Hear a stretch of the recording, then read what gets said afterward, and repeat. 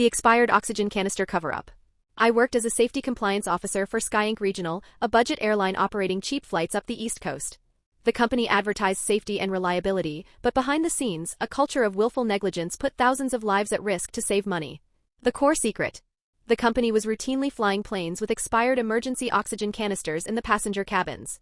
The problem: federal law mandates that the chemical oxygen generators in the passenger masks, the yellow masks, must be replaced every few years because the chemicals inside degrade and stop producing breathable oxygen when activated.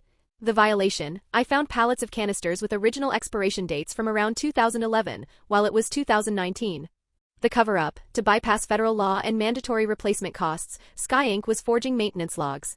Employees were painting over the old expiration dates and stamping new, fake dates and inspection stickers onto the old, scratch-up canisters.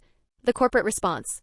When I presented photographic evidence to my manager, Greg, and then the legal department, the company took a devastatingly cynical stance.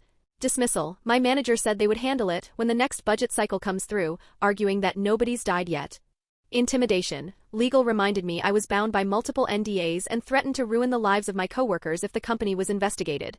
Bribery: the PR team offered me a $5,000 raise and a new, stricter NDA to ensure my silence. I signed it out of fear and necessity, a decision I hated myself for. The exposure and aftermath. I kept the secret for 3 years, terrified.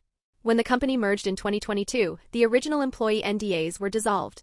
I immediately contacted the FAA and an aviation safety reporter, sending them all the evidence: photos, maintenance logs, and devastating internal emails. The most damning evidence.